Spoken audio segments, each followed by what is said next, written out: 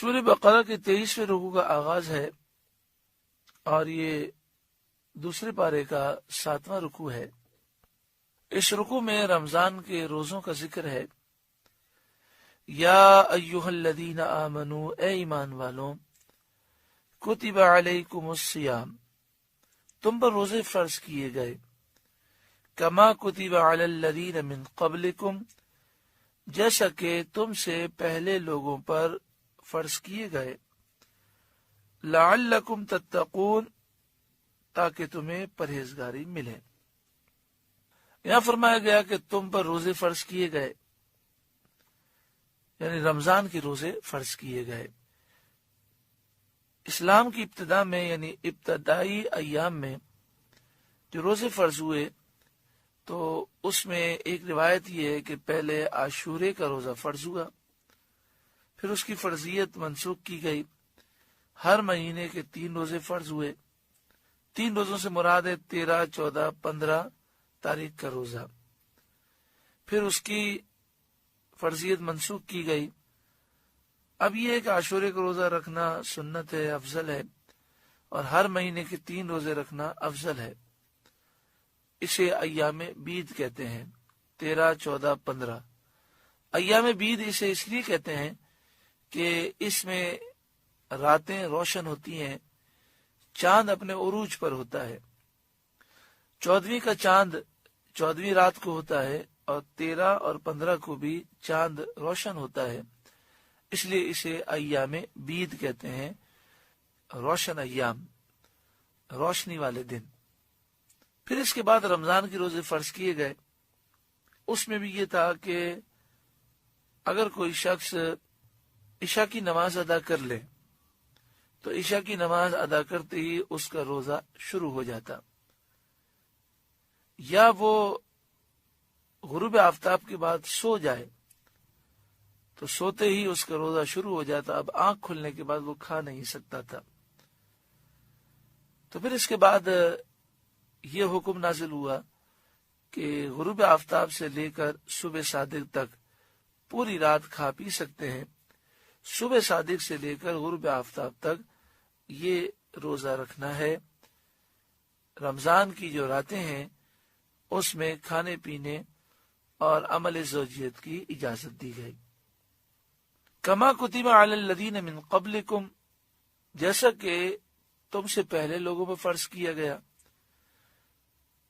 تو حضرت آدم علیہ السلام سے لے کر حضرت عیسیٰ علیہ السلام تک تمام نبیوں کی شریعت میں بہت سارے احکام تھے، تو روزہ کئی نبیوں کی شریعت میں رہا ہے اور کئی امتوں میں رہا ہے۔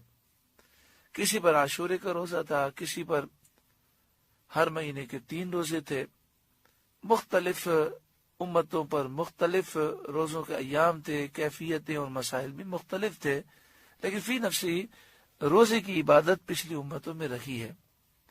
لعلکم تتقون، اس میں یہ واضح اشارہ موجود ہے کہ روزہ رکھنے کا فائدہ تمہیں پہنچے گا، کہ روزے کی برکت سے تمہارے دل نرم ہوں گے، دل کی گندگی دور ہوگی، اور تمہیں اللہ کا قرب نصیب ہوگا، خوف خدا کی نعمت نصیب ہوگی۔ ایام معدودات، گنتی کے چند دن ہے۔ جب کسی کے سامنے یہ بات ہوتی ہے کہ چند دنوں کی بات ہے اور چند دن اگر ہم محنت کر لیں گے تو بہت زیادہ فائدہ ہو جائے گا، تو لوگ محنت کرنے سے سستی نہیں کرتے۔ جیسے مختلف کاروباری حضرات کے لیے بزنس کے سیزن مختلف ہوتے ہیں، تو وہ 15 دن یا 1 مہینہ، 1.5 مہینہ سال میں وہ ایام آتے ہیں نہ وہ اچھی طرح سو سکتے ہیں، نہ کھا سکتے ہیں، نہ پی سکتے ہیں، مصروف بہت زیادہ ہوتے ہیں، تو وہ ایک دوسرے کو تسلی اس طرح دیتے ہیں کہ چند دنوں کی تو بات ہے، یہ کمائی کے ایام ہے، جب گزر جائیں گے تو پھر افسوس ہوگا، تو ہم محنت کر کے کما لیں۔ تو فرمایا ایام معدودات، سال میں ایک دفعہ رمضان کا مہینہ آتا ہے اور گنتی کے دن ہے، 29 کا مہینہ ہوتا ہے یا 30 کا۔ اگر کچھ تکلیف اٹھا لوگے اور قدر کر لوگے تو اس کی برکتیں تم پورے سال بلکہ پوری زندگی پاؤ گے، دنیا بھی سنور جائے گی اور آخرت بھی سنور جائے گی۔ فمن کان منکم مریضا، تو جو کوئی تم میں سے بیمار ہو، ایسا بیمار ہو کہ جس کے لیے روزہ رکھنا مشکل ہو، او علی سفر، یا وہ سفر میں ہو۔ سفر سے مراد یہ ہے کہ 92 کلومیٹر یا اس سے زائد دور جانے کے ارادے سے اپنے شہر سے باہر نکل چکا ہو۔ سفر کے دوران اگر وہ روزہ نہ رکھنا چاہے یا بیمار روزہ نہ رکھنا چاہے تو رمضان کے روزے ابھی نہ رکھے، بعد میں قضا کر لے۔ فعدۃ من ایام اخر، تو اتنے روزے اور دنوں میں پورے کرو۔ فعدہ تو گنتی پوری کرنا ہے، من ایام اخر دوسرے دنوں میں۔ وعلی الذین یطیقونہ فدیہ، اور جنہیں اس کی طاقت نہ ہو تو وہ فدیہ دیں۔ طعام مسکین، ایک مسکین کا کھانا، یعنی ایسا بیمار کہ اب اسے کبھی بھی تندرستی کی امید نہیں ہے،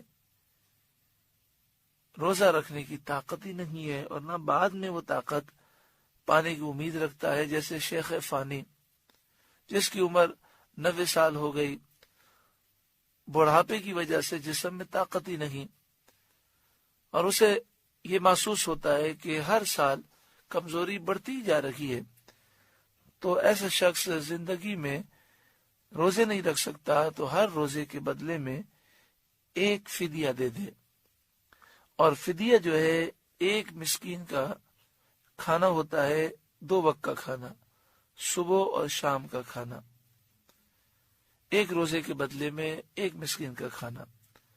اور اگر رقم دینا چاہے تو جو صدقہ فطر کی رقم ہوتی ہے وہ ایک مسکین کو دے دیں۔ فی زمانہ 2016 میں پاکستان میں فدیے کی رقم تقریباً 100 روپے بنتی ہے، تو 100 روپے کسی بھی غریب کو جو زکوٰۃ کا مستحق ہو اسے دے دے ایک روزے کے بدلے میں۔ ایسا بیمار شیخ فانی ہے کہ بالکل روزے نہیں رکھ سکتا، تو پھر جتنے روزے اس کی قضا ہوتے جائے ان کے فدیے وہ دیتا جائے۔ اور بعض ایسے مریض ہوتے ہیں کہ ان کے ساتھ مسائل یہ ہوتے ہیں کہ وہ مسلسل روزے نہیں رکھ سکتے، تو چند روزے رکھے بھی طبیعت خراب ہو گئی، اب معاملہ یہ ہے کہ اب تندرست ہونے کی امید نہیں ہے، تو جتنے روزے باقی ہیں ان کا وہ فدیہ دے دیں، اور اگر فدیہ دینے کی برکت سے تندرستی مل جائے اور پھر روزہ رکھنے کی طاقت ہو جائے تو پھر روزے رکھنے ہوں گے۔ فمن تطوع خیرا فہو خیر اللہ، پھر جو اپنی طرف سے نیکی زیادہ کرے تو وہ اس کے لیے بہتر ہے۔ یعنی اگر فدیے کی رقم 100 روپے بنتی ہے تو وہ ایک روزے کے بدلے 1000 روپے دینا چاہے، 5000 روپے دینا چاہے، جتنا زیادہ دینا چاہے اتنا ہی زیادہ ثواب ہے۔ وَأَن تَصُومُوا خَيْرٌ لَكُمْ، اور تمہارا روزہ رکھنا یہ تمہارے لیے بہتر ہے، ان کنتم تعلمون، اگر تم جانو۔